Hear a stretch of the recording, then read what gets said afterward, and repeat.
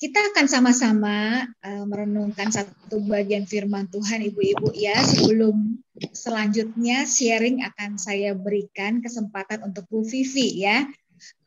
Teman-teman, kita akan sama-sama menyaksikan satu video ini. Video singkat yang saya ingin teman-teman bisa melihatnya.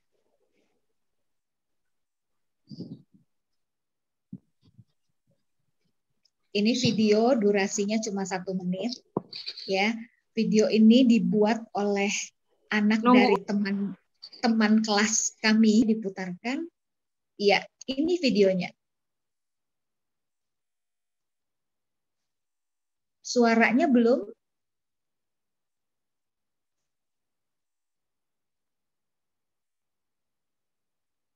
Mungkin boleh diputar suaranya, Bu Ida. Akunya unmute kali, akunya kan ya. Tiba-tiba ibu datang bawa masakannya yang masih berasap. Katanya bahan-bahan yang kamu anggap tadi bisa enak ya karena bersatu. Pas udah gede gini aku jadi sadar layaknya kolom hijau. Aku nggak bisa jalan sendiri-sendiri. Aku butuh orang lain untuk bantu menjadikan negeri ini jadi masakan yang lezat. Karena ketika yang bineka memutuskan untuk bersatu, disitulah merdeka bisa terus tercipta.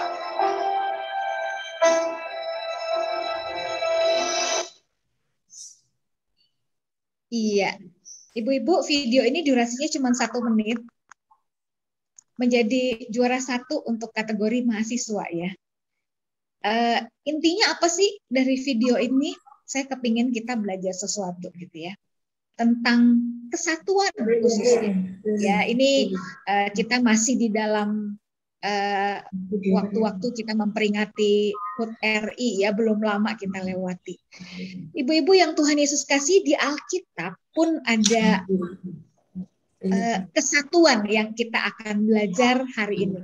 Ya, yuk kita sama-sama membuka bagian firman Tuhan dari Matius pasal yang kelima. Matius pasal yang kelima ayat 13 sampai ke 16. Matius pasal yang kelima ayat 13 sampai 16.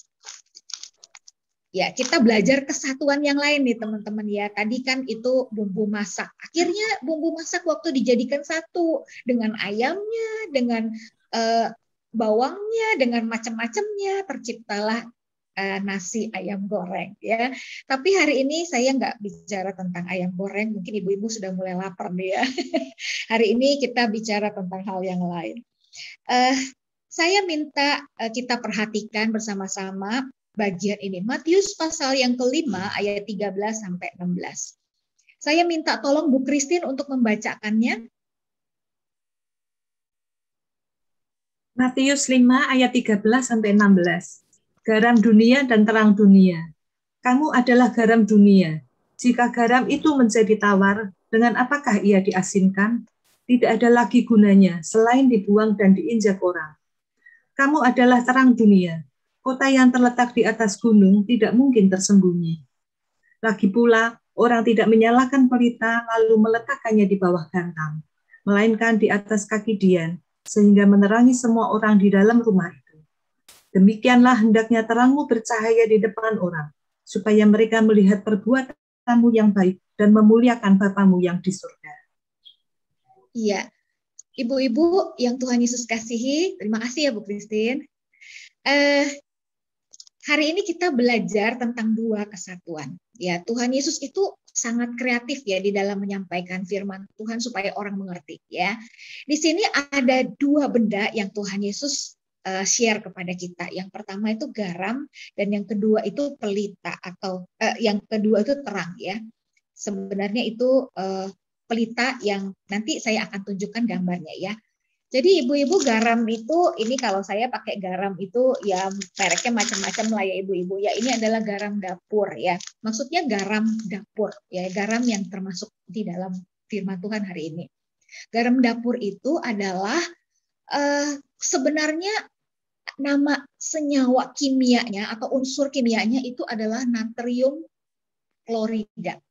Ya, jadi ibu-ibu kalau lihat di Google ya, itu coba cari deh senyawa kimia atau rumus kimia dari garam dapur itu apa gitu ya. Namanya singkatannya NaCl, natrium klorida. Ibu-ibu, saya mau bicara kesatuan di sini dalam hal apa? Ya, natrium itu nggak bisa pisah sama klorida. Ya, jadi mereka harus bergabung jadi satu.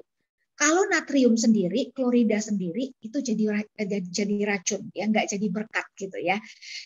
Garam hari ini bisa jadi berkat buat kita. Ya ibu-ibu di rumah pasti punya garam untuk masakannya gitu ya.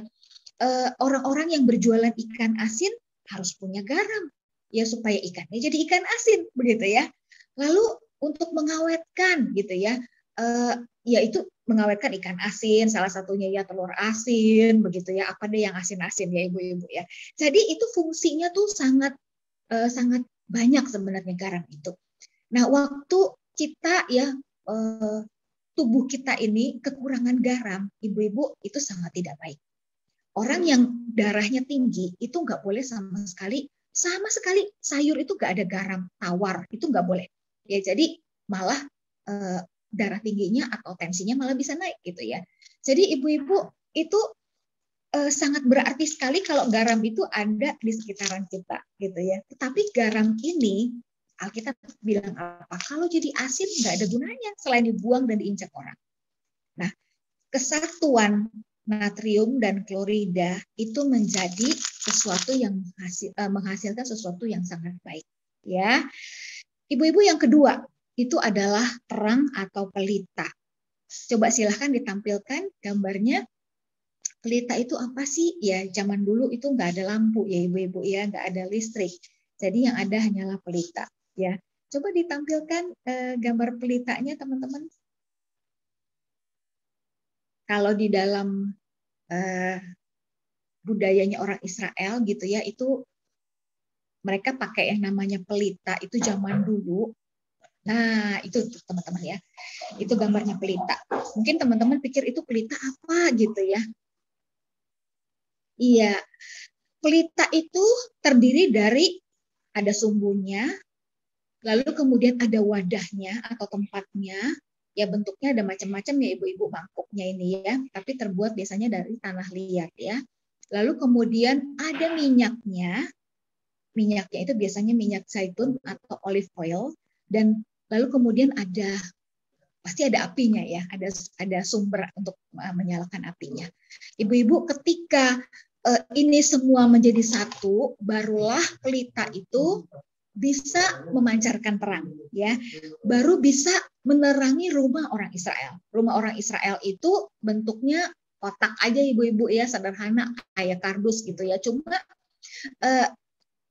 pintu dan jendelanya itu kecil-kecil, sehingga pelita itu sangat dibutuhkan pada waktu mereka ada di rumah supaya bisa menerangi rumah yang ada gitu ya. Nah, ibu-ibu, pelita lalu kemudian garam itu adalah, saya bilang tadi, ada unsur kesatuan demi kesatuan sehingga mereka bisa menjadi berasa asinnya, sehingga mereka bisa menjadi terangnya dirasakan oleh orang-orang yang ada di sekitarnya ya. Jadi kesatuan-kesatuan itu membentuk sesuatu yang indah dan menjadi berkat ya buat orang-orang yang ada di sekitarnya. Nah, pertanyaannya, apakah hari ini terangnya kita, rasanya kita, atau ya rasa asinnya kita seperti garam itu ya sudah dirasakan oleh orang lain ya. Teman-teman, hari ini kita hadir bersama-sama dengan Ibu Vivi. Ya, Ibu Vivi akan men-sharingkan kepada kita bagaimana hari ini ya kesatuan dari berbagai macam hal gitu ya. Mungkin ada orang-orang yang bersama-sama dengan Bu Vivi bergabung atau lembaga-lembaga, itu membuat hari ini Bandung diberkati dengan pelayanannya Bu Vivi.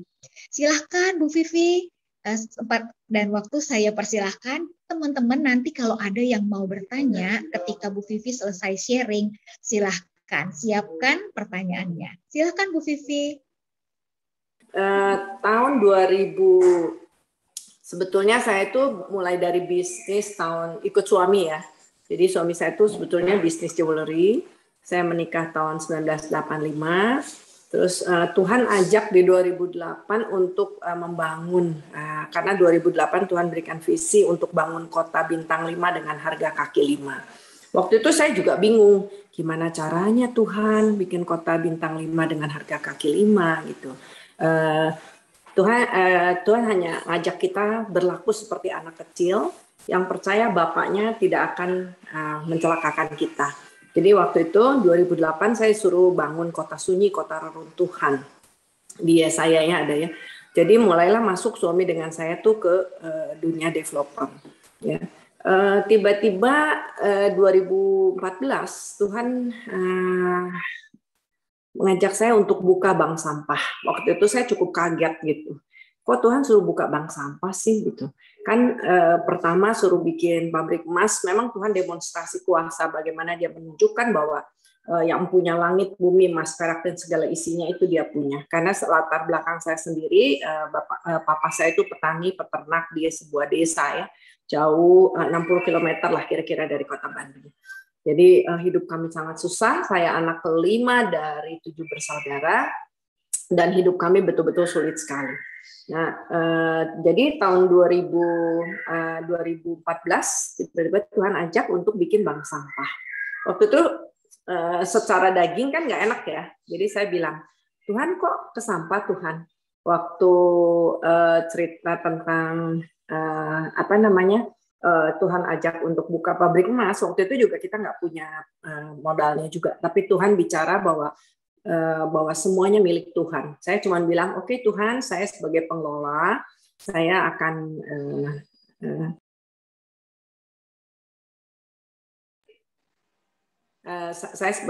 saya hanya akan mengikuti apa yang Tuhan mau. Dan Tuhan siapkan modalnya hanya dalam 1 minggu, tiba-tiba ada modalnya dan Tuhan bilang, ayo jalan gitu loh. Itu sebetulnya panjang kalau diceritakan. Jadi kita akan cerita tentang Yesaya 60 hari ini, tentang bangkit dan bersinar, ya. Bangkit dan bersinar. Bagaimana Tuhan mengajak saya ke bank sampah bersinar. Itu luar biasa. 2014 waktu Tuhan suruh saya bikin bank sampah, itu saya sendiri bingung, Tuhan maksudnya gimana? Tuhan cuma bercerita bahwa kita semua adalah sebetulnya sampah-sampah yang bisa didaur ulang oleh Tuhan gitu. Dan Tuhan cerita tentang bank sampah yang dilakukan oleh manusia, dan Tuhan bilang itu harus bertanggung jawab. Dan puji Tuhan setelah 7 tahun kemarin saya juga kaget juga ya, kok bisa jadi terinovasi se-Indonesia. Itu dapat penghargaan dari 2, kami dapat penghargaannya dari 1 Astra Internasional, yang kedua dari Menteri KLHK, Ibu Siti Nurbaya. Jadi saya bilang, oh Tuhan maksudnya ini ya, dan keajaiban-keajaiban mulai terjadi ya. Bagaimana kita bertanggung jawab atas sampah yang ada di kita. Itu membuat saya sendiri menyadari bahwa oh Tuhan tuh mau pakai ya dengan sampah ini sesuatu yang baik. Sebab kami mengajarkan bagaimana sampah ditukar menjadi sembako. Bagaimana sampah ditukar menjadi untuk nyicil motor. Bagaimana sampah sekarang dipakai untuk beli emas. Sekarang suami saya bilang, udahlah kita udah capek ya, udah kita pelayanan aja. Jadi sedang mempersiapkan juga rumah yang dibeli oleh sampah gitu. Dan ini saya sendiri betul-betul karena Tuhan ya, bukan karena saya bisa atau gimana, enggak. Tuhan sendiri mengajarkan saya untuk melakukan hal-hal yang tidak kepikiran oleh pikiran saya.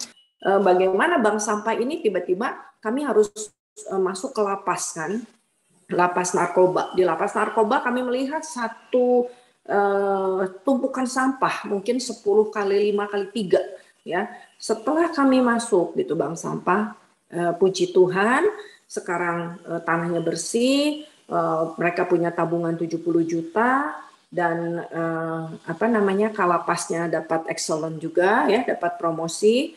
Terus udah gitu sekarang teman saya juga mau kita sinergi lagi, pengusaha bikin kaosnya di lapas gitu ya, jahit kaosnya di lapas. Lalu gandeng siapa? Gandenglah dengan anak berkebutuhan khusus Terang Nusantara. Jadi sebetulnya social entrepreneur itu harus menyatu dan jadi di dalam kita ya, supaya kita juga berdoa. Saya sendiri terharu banget ya bagaimana semua bisa bersinergi, pengusaha, lalu ada rumah anti aborsi, lalu ada sekolah keliling, lalu ada lapas narkoba, anak berkebutuhan khusus, sampai nangis itu mamahnya karena anak berkebutuhan khusus kan kalau autis kan agak sulit ya ibu-ibu ya. Tapi mereka bisa punya penghasilan dari penjualan kaos itu. Dan saya sangat bersuka cita sekali, ini semua didukung oleh anak-anak Tuhan, gereja-gereja, hamba-hamba Tuhan, sehingga semua saling support gitu. Sampai dari sampah pun saya tercengang gitu. Wah, kok dari sampah bisa gitu ya Tuhan? Iya, puji Tuhan teman-teman. Ya, kita lihat di sini ya teman-teman ya, ketika kita bersatu seperti yang Bu Vivi bilang tadi, ada bersinergi dengan berbagai pihak ya. Bu Vivi sudah memberkati Bandung dan memberkati Indonesia. Puji Tuhan. Sekarang kita tunggu nih ya, kira-kira ada ide-ide apa lagi nih dari ibu-ibu ya, apa yang kita bisa pikirkan ya untuk ya belum sampai Indonesia lah ya, kalau Bu Vivi sudah sampai Indonesia, kita lingkungan kecil aja gitu ya tempat kita ya, apa yang bisa kita pikirkan, ada ide-ide apa yang kita bisa renungkan untuk bisa jadi berkat ya di masa-masa seperti ini secara khusus. Iya, Bu Vivi, mungkin saya awali dengan satu pertanyaan. Bank sampah itu selama ini bersinergi dengan pihak mana saja di dalam pemerintahan? Maaf Bu, suaranya agak terputus-putus. Boleh diulang lagi? Oke, iya. Selama ini bank sampah itu bersinergi dengan pihak mana saja, Bu Vivi, di dalam pemerintahan? Kami memulai, maaf ya ini internetnya agak saya matikan videonya, oke ya? Iya, nggak apa-apa, Bu. Awalnya bank sampah itu kan kami adopt sebetulnya dari PNS dari Malang. Jadi awalnya kami bicarakan itu dengan Pak Bupati, lalu Pak Bupati sinergi dengan TNI waktu itu Bu Winda, dan TNI mengumpulkan di TNI, kami mengumpulkan Bupati itu mengumpulkan 300 pemimpin. Lalu kami presentasi dan memulai. Dan kami sekarang mulai melebar ya dari Pak Bupati, sekarang kita ke provinsi. Ke provinsi tahu-tahu kita sama-sama juga dengan Pak Luhut, lalu dengan Ibu Siti gitu. Jadi itu bertahap Bu. Tapi kami sudah ya dengan wali kota, dengan RT RW yang paling penting ya Ibu ya.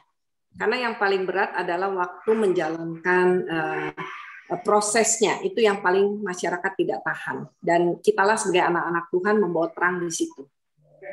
Sebagai tugas pelayanan kita membersihkan apa yang menjadi yang dihasilkan oleh kita gitu Bu. Iya. Makasih Bu Vivi. Apakah ada teman-teman lain yang ingin bertanya, ingin lebih jauh tahu apa sih itu bank sampah? Apakah ada teman-teman yang lain ingin bertanya? Silahkan. Yes, Bu. Saya mau bertanya semua. Silahkan Bu Christine. Ya, Bu Vivi, saya ingin tahu Bu, bank sampah ini itu kegiatannya tuh yang dilakukan apa saja sih Bu? Maksudnya sampah apa yang dikumpulin terus diolah jadi apa begitu Bu Vivi? Mungkin ya, bisa kasih gambaran. Terima kasih. Ya, makasih. Jadi bank sampah ini awalnya kami mengajarkan masyarakat memilah sampah dari yang organik dan anorganik. Kalau yang organik kan yang kayak kulit buah ya, kayak daun atau sisa-sisa sayuran gitu. Kalau yang anorganik itu kami pilah-pilah Bu. Sebetulnya ada 70 macam sampah yang kami tampung. Ya, termasuk itu seperti botol yang gelas-gelas minum yang kan biasa tuh dikumpulkan tuh. Nah, itu gelas-gelas yang bekas minuman aqua ya, sebenarnya bukan aqua.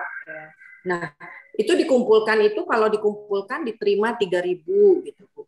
Tapi kalau misalnya kami ajarkan bagaimana memotong atasnya, Ibu Christine ya, bagaimana yang atasnya yang keras itu dipotong, itu akan nilainya jadi 6.000. Nah, kami mengajar masyarakat, mendidik gitu, untuk mereka mulai mengumpulkan dengan cara yang benar, sehingga kami mengedukasi masyarakat. Sebetulnya piring pecah, ban bekas, ya, sepeda, apapun kami terima sebetulnya. Sampai banyak sekali kolaborasi yang dari gereja-gereja kemarin mengumpulkan itu baju layak pakai. Jadi baju layak pakai kami kemas, kami bersihkan, kami cuci, lalu dibeli dengan sampah. Jadi kayak ada pameran gitu, bukan pameran lebih ada dikumpulkan, dipilah-pilah, misalnya baju wanita, celana panjang gitu ya, kaos, kemeja gitu, kami pilah-pilah. Jadi seperti mall kaki lima, karena kami sekarang bikin kayak warung Bu Christine. Jadi ibu-ibu itu bawa sampah, memilah, bawa ke bank sampah, lalu ditukar dengan sembako, Bu. Jadi mereka tukar dengan gula, dengan minyak, dengan kopi sesuai kebutuhan. Anak-anak kecil juga mulai berebut sampah juga, karena mereka ingin tukarkan dengan jajanan gitu ya. Kalau enggak mereka tukar dengan buku, dengan pensil. Awalnya dari situ. Jadi banyak sekali sih sebetulnya. Kalau memangnya mau ada tentang pembelajaran bank sampah itu bisa, Bu Winda. Tapi nanti ada satu, kami sekarang profesional, jadi saya ada CEO-nya juga, itu anak Tuhan juga, Febri. Jadi dia yang bagaimana mengajarkan dan bisa Zoom juga, Zoom meeting. Jadi itu diajarkan bagaimana caranya dan kolaborasinya dengan siapa kalau di Tangerang misalnya gitu ya, supaya jadi bisa berjalan. Dan kami ngajarin ini Bu Christine, mulai kelompok-kelompok, biasanya ibu-ibu RT. Ibu-ibu RT kan paling pusing tuh kalau sampahnya nggak diangkut.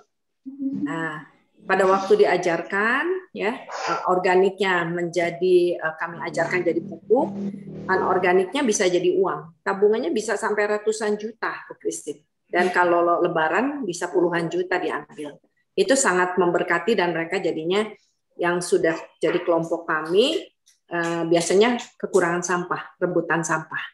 Yang tersisa hanya 25% sampah kotor, sampah yang Pampers pun bahkan kami kelola. Pampers kami kerjasama dengan PT Softtek, itu dikelola, jadi Pampers bekas, tapi yang harus dibuang dulu ya, misalnya pupnya gitu kan, itu harus dibuang dulu, terus ditukar dengan yang baru. Itu ada di kami. Makanya kenapa kami kemarin dapat terinovasi dari 11.000 bank sampah se-Indonesia. Kira-kira begitu Bu Christine.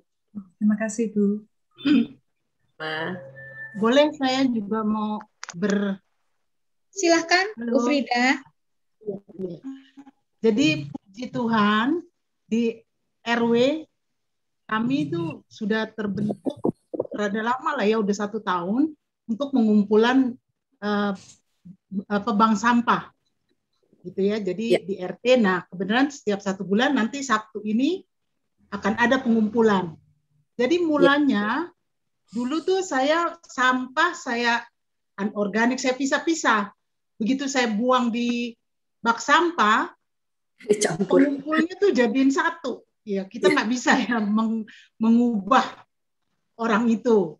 Akhirnya ya sudah beberapa tahun ini saya tuh memang tidak kumpulkan ke RT karena kadang-kadang udah keburu penuh.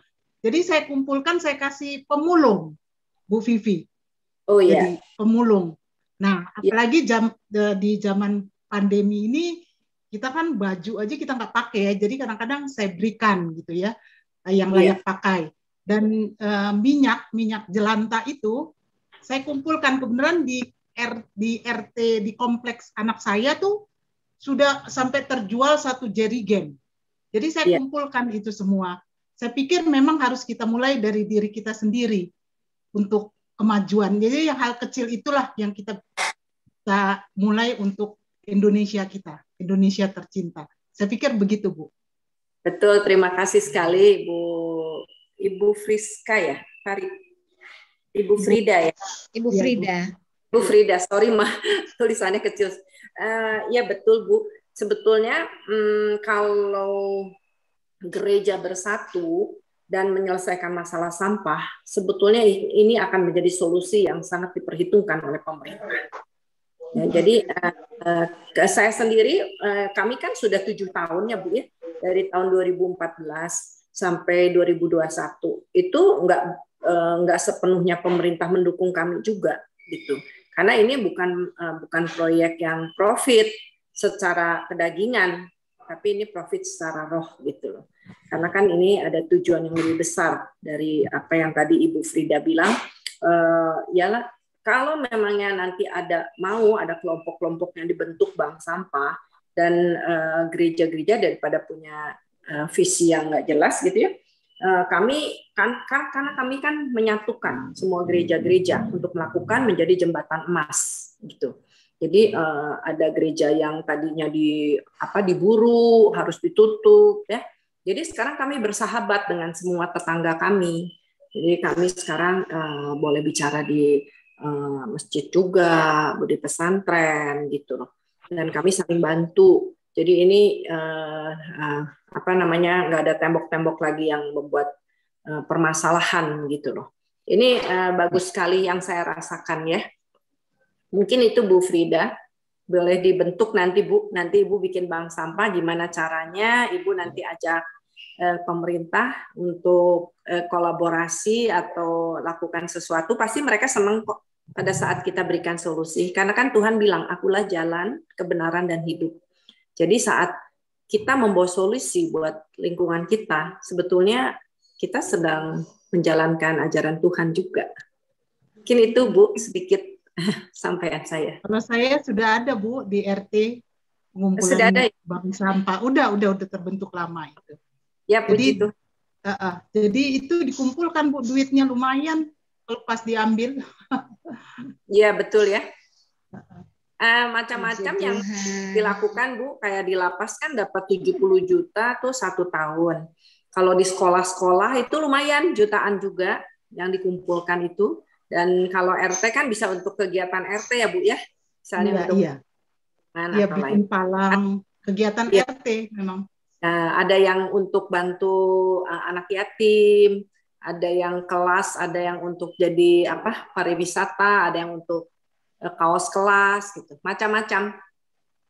Saya mau tanya Bu, kalau gereja, contohnya saya di gereja GKY BSD ya, rada repot ya kalau ngumpulin bank sampah, karena itu memakan tempat juga, ya kan sampah itu walaupun dia bau ya. Gitu ya. Jadi harus tapi saya nggak tahu deh, mungkin nanti itu karena suatu ide yang bagus juga, cuman memang tempat dan karyawan harus ada itu, saya pikir itu yang harus dipikirkan. Ya, itu menjadi kegiatan gereja Bu. Sebetulnya sampah yang manusiawi itu sampah tidak ambilkan Gus. Sampahnya tidak berbau Bu, karena kita mengajarkan dari ibu rumah tangga dari ujungnya. Jadi sampah yang bau itu adalah sampah yang dicampur adukan antara organik dan anorganik. Pada saat sampah itu dipilah, ya kesatu dia tidak berbau, ya kedua sampahnya berkurang cukup banyak, 50%. Jadi kami selalu bilang memanusiawikan sampah. Kami biasanya mengajarkan yang satu organik, yang sisanya plastik, grupnya kertas koran, karton gitu ya, satu grup besi, satunya yang lain-lain yang campur-campur. Jadi biasanya kami bikin jadi punya 5, satu yang untuk khusus yang kotor itu bisa bikin lubang di halaman kita untuk jadi pupuk ya. Kalau yang dan kita berdoalah siapa tahu nanti pemerintah juga akan mulai seperti di luar negeri ya. Hari Senin misalnya hari plastik, jadi semua bisa jual plastik. Hari Selasa hari kertas, semua bisa jual yang kertas gitu. Nah, kita berdoalah supaya ada perbaikan. Dan puji Tuhan ya Bu Winda dan Ibu-ibu, karena kita kemarin dapat juara 1, terus ada anak Tuhan juga mau sinergi yang sudah 15 tahun pabrik plastik. Akhirnya kita bisa terima plastik dengan harga tertinggi, sehingga kan mensejahterakan baik lapak, baik pemulung, baik ibu-ibu juga, gitu. Dan semua jadinya happy. Puji Tuhan. Iya. Ya. Apakah masih ada teman satu lagi yang mau bertanya sama Bu Vivi? Kalau tidak, kita akan selesaikan. Apakah masih ada satu lagi? Ya, Saya kasih kesempatan. Ya, silakan. Silakan, Bu Linda. Silakan, Bu Linda. Ya, selamat siang Bu Vivi. Terima kasih untuk sharingnya. Kami di rumah juga sudah memilah semua sampah. Jadi kalau sampah rumah tangga biasanya saya tanam menjadi pupuk. Terus kalau ada sampah kertas, ada sampah plastik, itu pun berbeda. Sampah besi pun berbeda. Yang saya ingin tanyakan Bu Vivi, waktu saya mendengar penjelasan tentang bank sampah di Green Garden waktu itu, langsung saya share sama anak saya gitu ya, pemuda, anak saya namanya Gregory, dan dia ingin sekali join. Apakah masih bisa, sebab tahun kemarin pas sekali dengan pandemi, waktu itu dia ada undangan juga untuk ke Bandung. Bagaimana untuk kelanjutannya gitu Bu Vivi? Terima kasih Bu Vivi. Terima kasih Bu Linda. Mungkin Ibu Winda bisa mengkoordinir nanti. Saya akan hubungkan dengan Ibu Fei, karena nanti Ibu Fei yang akan memfollow up untuk membuat bank sampah di Tangerang misalnya ya, supaya berhasil dulu gitu. Karena Fei-nya sekarang lagi sama Pak Luhut, Bu, jadi dipercaya untuk membereskan Balige, Medan, Danau Toba ya. Dan saya percaya ini bisa diduplikasi kok, nggak sulit, cuman memang perlu komitmen. Apalagi tadi Bu Linda bilang anaknya ya, anak muda, wah itu anak muda tuh kreatif. Karena saya pernah lihat itu di Hawaii, Bu Linda, mereka mengumpulkan sampah di laut dan menjadi produk. Itu luar biasa, sangat mensejahterakan sekali rakyat di sekitarnya dan bisa sinergi gitu. Ini bisa sekali Bu Linda. Nanti saya mungkin satu aja supaya kalau 60 kan agak pusing tuh nanti kita mengkoordinirnya. Mungkin satu misalnya siapa nih yang menjadi koordinatornya, misalnya Ibu Winda ya. Jadi nanti Ibu Winda satu pintu supaya jadi jalan gitu semuanya, atau siapa terserah gitu. Masih bisa kok, kita sekarang Zoom meeting malah. Jadi lebih leluasa malah, lebih gampang. Iya. Mungkin sampai di sini ya teman-teman. Terima kasih sharingnya Bu Vivi, sangat memberkati kita semua. Semoga Tuhan terus memakai Bu Vivi di dalam pelayanan yang ke depan. Ya, nggak tahu Tuhan percayain apa lagi nih buat Bu Vivi. Ya, Tuhan memberkati Bu Vivi. Sekarang saya persilahkan untuk Bu Sita memimpin untuk persembahan.